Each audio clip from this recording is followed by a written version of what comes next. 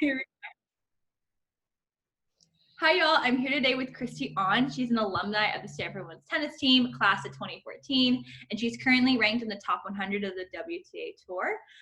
During her time at Stanford, she was a consistent starter and key player during her entire 4 years, but especially in 2013 when they won the national championship. As for her professional career, she most recently reached the 4th round of the US Open, where, fun fact, she became the first Asian American woman to make the round of 16 in a Grand Slam since 2000. Kristie, thank you so much for taking the time out of your day to talk to me. LRT Sports and I greatly appreciate your insight, and I know that your experience will help the future college athletes as well. Yeah, I'm super excited to be doing this. Any way that I can be of help to anybody during the college recruiting process, whatever, I'm so happy to help. Awesome. So to start off, I kind of want you to go back to the time when you were a junior tennis player and think about what was the best thing your junior coach said or did to prepare you for college athletics?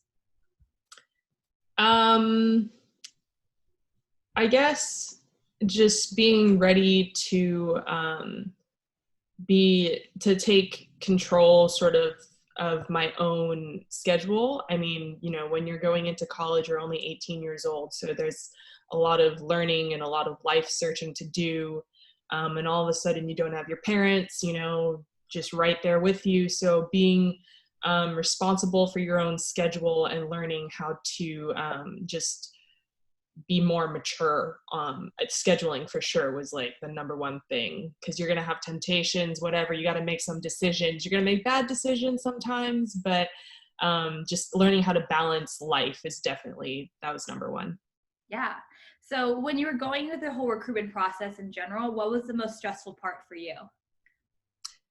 I guess for me, it was probably trying to figure out if I wanted to go to college in the first place. When I was 16, I was doing really well. So doing really well in the professional field. So at the time, going to college wasn't really the normal pathway, and it's still not to become a professional tennis player.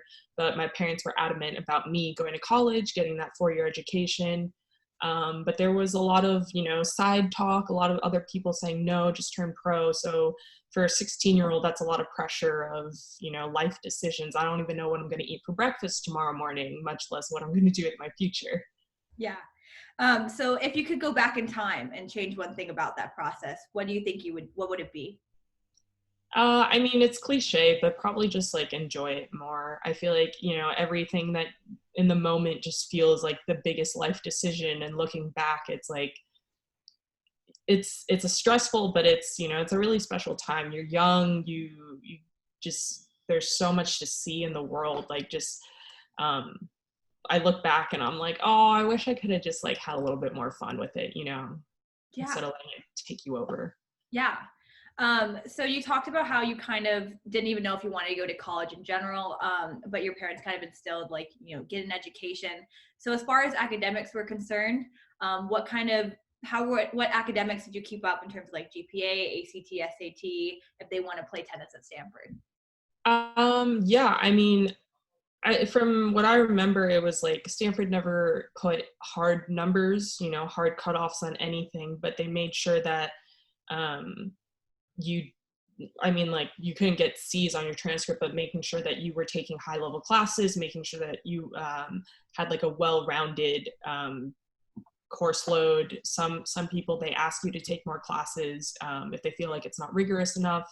I took the SAT. It was different from what you guys are doing now, so I couldn't even like relate to you.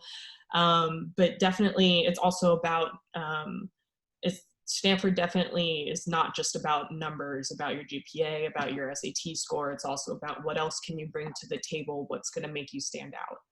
Yeah.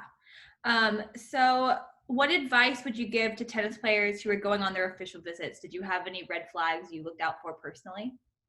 Yeah, my biggest one is team chemistry, because, your team will become your family. I took one official or unofficial visit, and it was, I understand that everyone was busy, but it felt like there was no real mesh among the team. It just felt like girls that were playing tennis together as opposed to the for us, we call it the Stanford family dynamic, and you really do feel that bond with each other. Yeah. So apart from the team, what did you look for in a college coach when you were doing your visits then? I had no idea. I mean, I don't think I was necessarily looking for anything.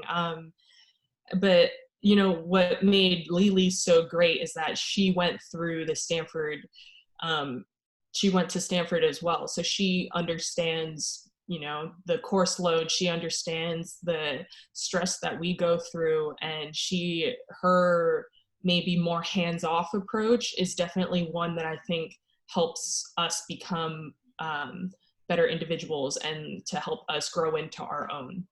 Yeah.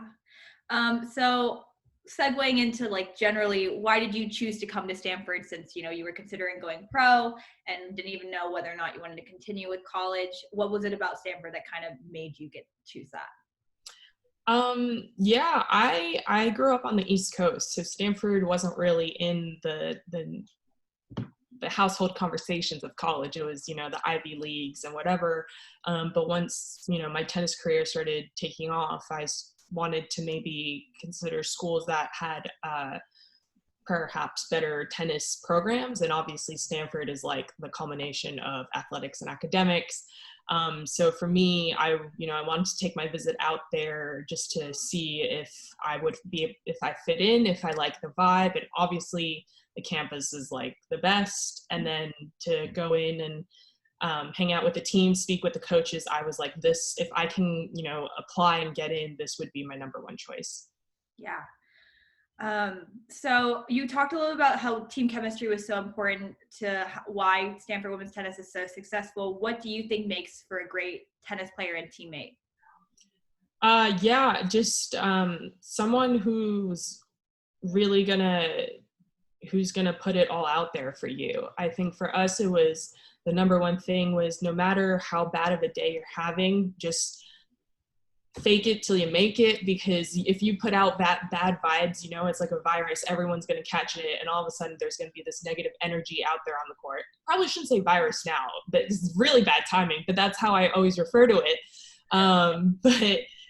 Yeah, like being able to, you might not have your best day, but help your other teammates have their best day, for sure.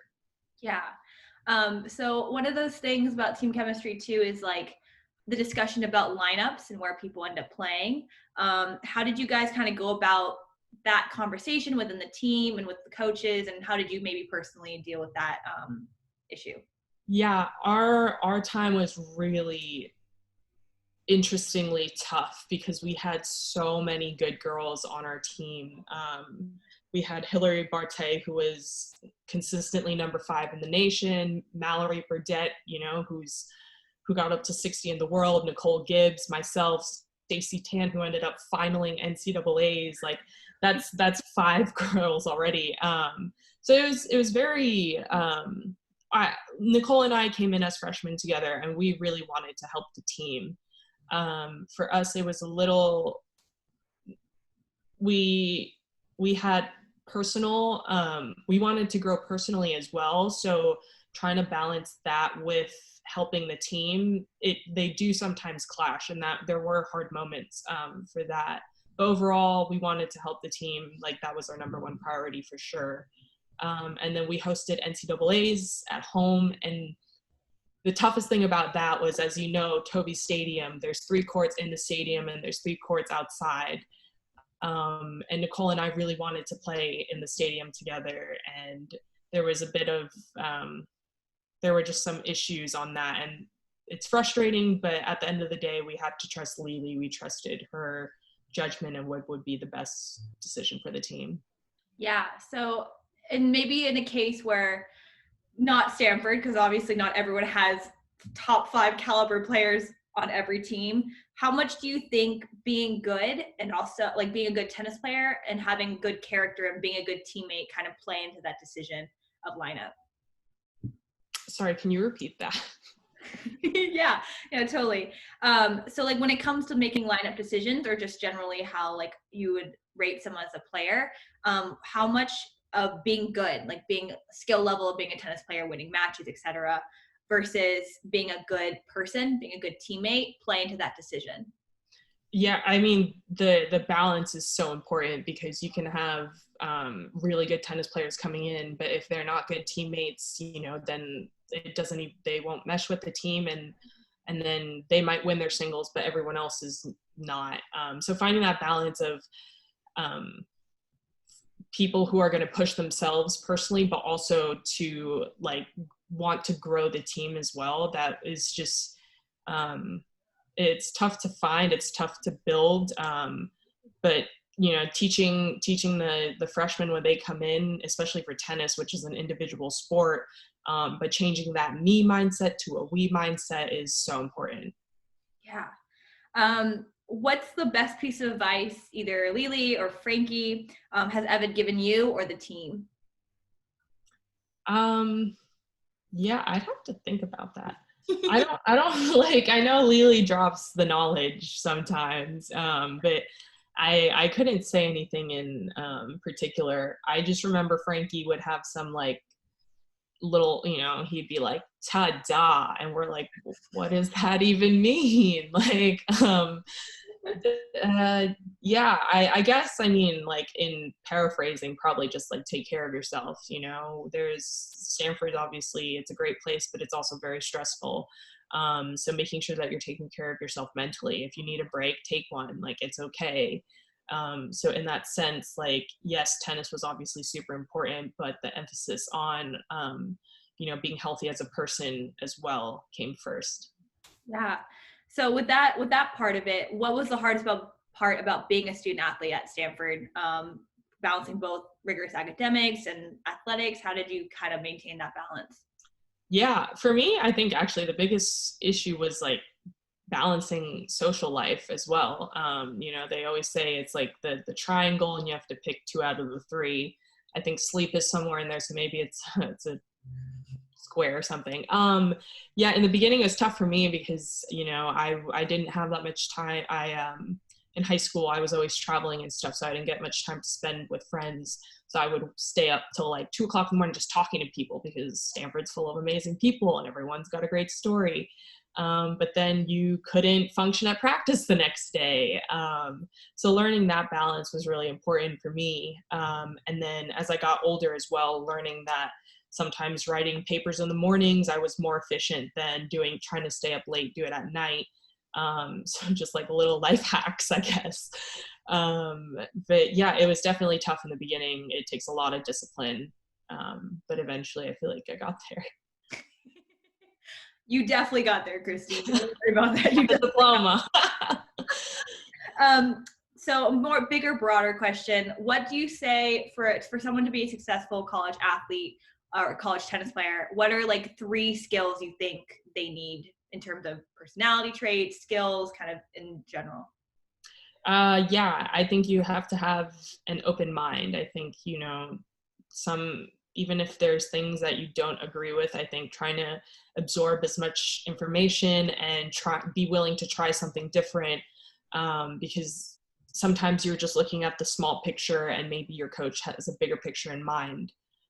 For sure. I think having the willingness to push yourself, whether that's on court, off court, fitness, that determination, that discipline to be so cliche, but to be the best you can be, because if you do, then if you can help yourself first, then you can also help others. I can't think of a third right now. No, that was great. That's your second one was like 2 in 1. Like okay, great. 2.5, round it up. And one more last question. If you could change anything about college tennis, what would it be? Again, college tennis is different now. I know you guys have shortened formats than when I was there, and when we would play ads for singles, and yeah, no, it was long matches. So I would have loved for that to kept going for college. I remember there's huge backlash from the players when the NCAA decided to switch to the shortened. I think doubles is only a set now, and then singles is no ad.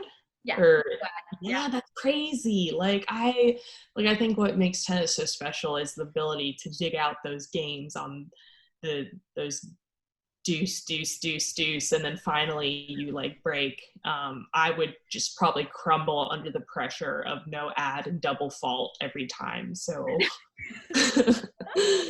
No ad, I gotta say, like, you love it when it goes your way, you know, like you could come back, you know, it's nice because, you know, you can come back from being down low 40 and you could win the game and like, right. like that's really satisfying.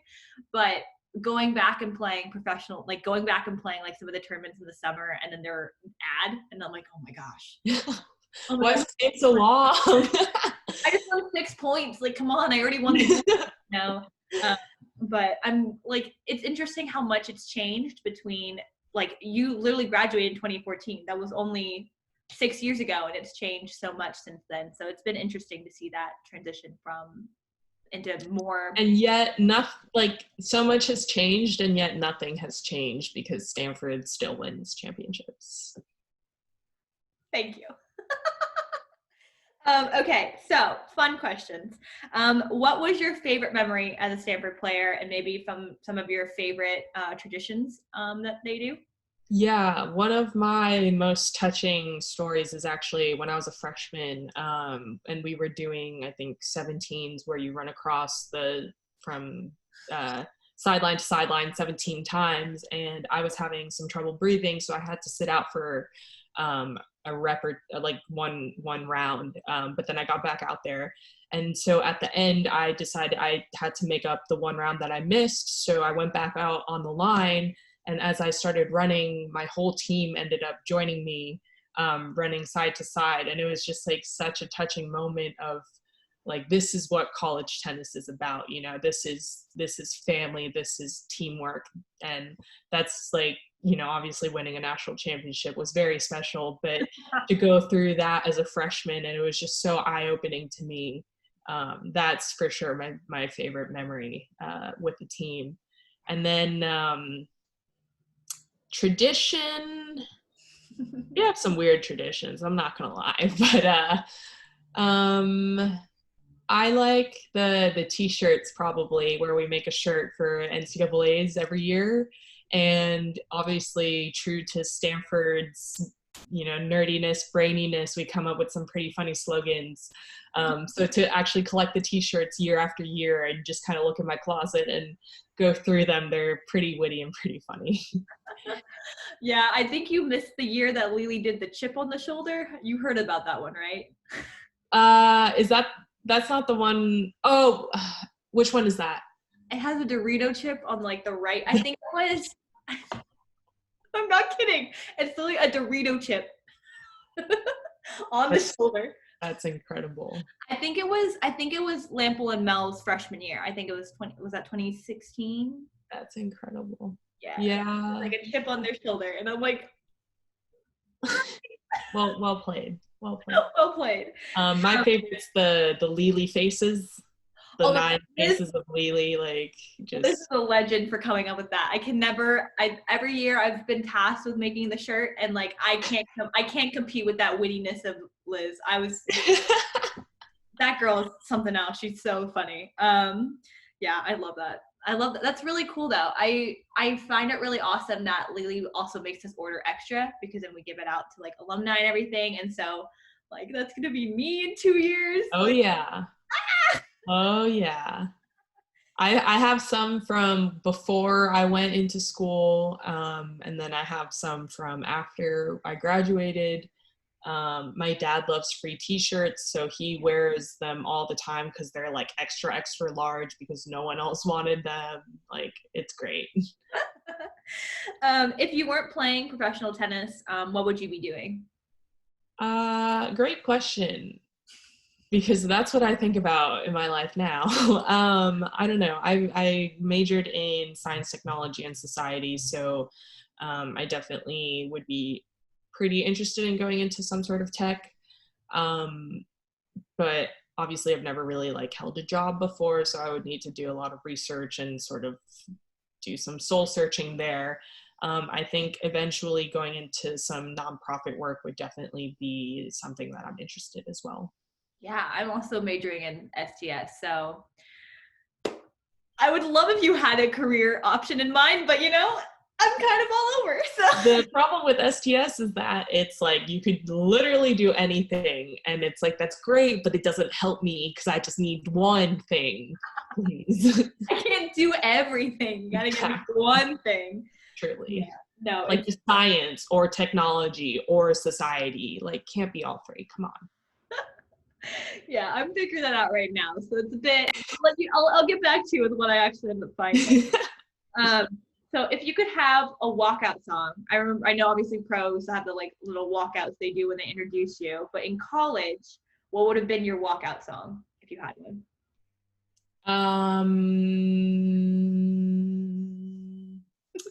Hold on. I can do this. Uh,